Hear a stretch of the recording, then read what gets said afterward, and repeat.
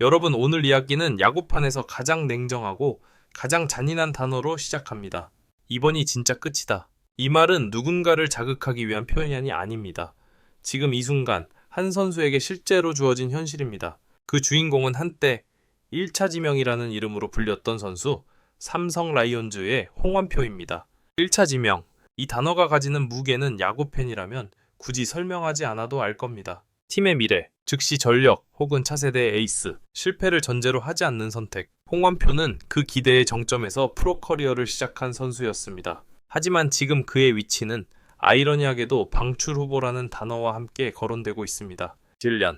홍원표가 프로에서 보낸 시간입니다. 길다면 길고 짧다면 짧은 시간. 하지만 한 가지는 분명합니다. 기대받았던 7년과 증명하지 못한 7년이 동시에 쌓인 시간이라는 점입니다. 데뷔 당시를 떠올려 보면 홍원표는 재능 하나만큼은 확실하다는 평가를 받았습니다. 힘 있는 공, 큰 체격, 잠재력이 분명한 투구 폼. 삼성은 이 선수를 단순한 유망주가 아니라 미래 로테이션의 핵심으로 그렸습니다. 그림은 분명했습니다. 하지만 야구는 그림대로 흘러가지 않습니다. 홍원표의 커리어는 조금씩, 그러나 확실하게 어긋나기 시작합니다. 기회는 왔지만 자리 잡지 못했고, 한 경기 반짝하면은 그 다음 경기에서 무너졌고, 조금씩 신뢰를 쌓는가 싶으면 부상과 부진이 그 흐름을 끊어놓았습니다. 시간이 흐르면서 홍원표에게 붙는 수식어도 바뀌었습니다. 기대주에서 아직 가능성은 있는 선수, 그리고 어느 순간부터는 왜 안 되는지 알 것 같은 선수로, 이 변화는 선수에게 가장 잔인한 과정입니다. 삼성이라는 팀의 상황도 홍원표에게는 결코 유리하지 않았습니다. 마운드 경쟁 심화, 젊은 투수들의 빠른 성장, 즉시 결과를 요구받는 분위기. 이 환경에서 기복 있는 선수는 가장 먼저 밀려나기 쉽습니다. 홍원표는 조용히 1군과 2군으로 가며 점점 이름이 희미해졌습니다. 그리고 마침내 이 단어가 따라붙기 시작합니다. 망출 후보. 이건 선수 인생에서 가장 듣기 싫은 말입니다. 특히 1차 지명 출신에게는 자존심을 넘어 정체성 자체를 흔드는 단어입니다. 여기서 중요한 건 홍원표가 노력을 안 했던 선수가 아니라는 점입니다. 훈련 태도, 몸 관리, 시즌 준비, 이 모든 부분에서 큰 문제는 없었다는 평가가 많습니다. 그럼에도 불구하고 결과가 따라주지 않았습니다. 야구에서 이보다 더 잔인한 상황은 없습니다. 그리고 지금 홍원표는 마지막 기회라는 이름의 문 앞에 서 있습니다. 삼성 내부에서도 이렇게 말이 나옵니다. 이번이 정말 마지막이다. 더 이상 조금 더 지켜보자는 말은 없습니다.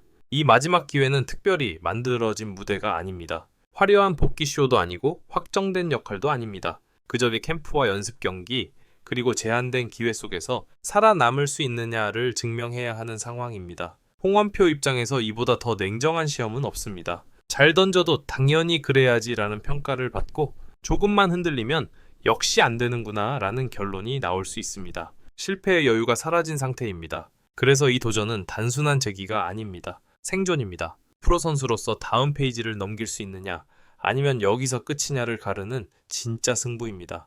팬들 사이에서도 반응은 엇갈립니다. 이번엔 진짜 보여줘야 한다.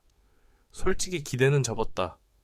그래도 1차 지명인데 한 번만 더. 기대와 체념, 응원과 냉정함이 동시에 존재합니다. 하지만 분명한 건 하나입니다. 이 순간만큼은 홍원표가 자신의 커리어를 스스로 결정할 수 있는 마지막 기회라는 점입니다. 누가 대신 던져줄 수도 없고 누가 대신 증명해줄 수도 없습니다. 홍원표의 이름을 이야기할 때 가장 자주 따라붙던 말이 있습니다. 재능은 있는데 안정감이 없다. 이 말은 칭찬 같기도 하고 비판 같기도 합니다. 하지만 야구에서는 이 한 문장이 선수의 운명을 갈라놓는 경우가 많습니다. 홍원표의 문제는 단 하나로 정리되지 않습니다. 기술, 멘탈, 환경이 모두 조금씩 어긋났고 그 작은 어긋남들이 7년 동안 누적됐습니다. 먼저 기술적인 부분부터 보겠습니다. 홍원표의 투구를 보면 가장 큰 장점은 분명합니다. 힘 있는 직구, 위에서 찍어 누르는 각, 잘 들어가면 타자가 손도 못 대는 공. 문제는 이 공이 항상 나오지 않는다는 점이었습니다. 좋은 날의 홍원표는 왜 이 선수가 1차 지명이었는지를 분명히 보여줍니다. 하지만 나쁜 날의 홍원표는 스트라이크를 넣는 것조차 버거워 보입니다. 이 극단적인 차이가 가장 큰 문제였습니다. 구속이 갑자기 떨어지거나 제구가 한 이닝 안에 무너지는 장면. 이건 단순한 컨디션 문제가 아니라 메커니즘의 불안정에서 비롯된 경우가 많았습니다. 릴리스 포인트가 조금만 흔들려도 공이 질이 급격히 나빠졌고 그때마다 자신감도 함께 무너졌습니다. 여기서 멘탈 문제가 연결됩니다. 홍원표는 실패에 굉장히 예민한 타입이었습니다. 첫 실점, 첫 볼넷 하나에 투구 리듬이 크게 흔들리는 모습이 여러 차례 포착됐습니다. 이건 경험 부족이라기보다는 성향의 문제에 가깝습니다. 특히 1차 지명 출신이라는 타이틀은 홍원표에게 양날의 검이었습니다. 잘하면 당연한 일, 못하면 왜 이 정도냐. 이 시선 속에서 한번 무너지면 더 빨리 흔들렸습니다. 그리고 이 모든 문제를 더 어렵게 만든 게 팀 환경이었습니다. 삼성은 꾸준히 투수 자원이 나오는 팀이고 경쟁이 매우 치열합니다. 조금만 흔들리면 대체 자원이 바로 올라옵니다. 이 구조에서 기복 있는 선수는 기회를 길게 가져가기 어렵습니다. 홍원표는 다음 기회까지 기다릴 수 있는 시간을 거의 갖지 못했습니다. 한 경기, 한 이닝, 심지어 한 타석이 늘 시험이었습니다.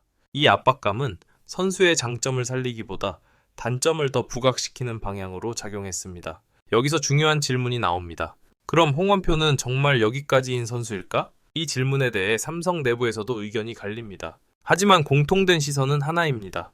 이번에 바뀌지 않으면 정말 끝이다. 그래서 이번 마지막 기회에서 홍원표에게 요구되는 건 대단한 변화가 아닙니다. 구속을 5km 더 올리는 것도 아니고 새로운 구종을 장착하는 것도 아닙니다. 딱 한 가지입니다. 흔들리지 않는 최소치. 완벽한 투구가 아니라 최악의 날에도 경기를 완전히 망치지 않는 투구. 볼넷을 줄이고 빠르게 카운트를 잡고 맞더라도 정면으로 맞는 투구. 이게 바로 지금 홍원표에게 가장 필요한 변화입니다. 코치진도 이 부분을 가장 강조하고 있습니다.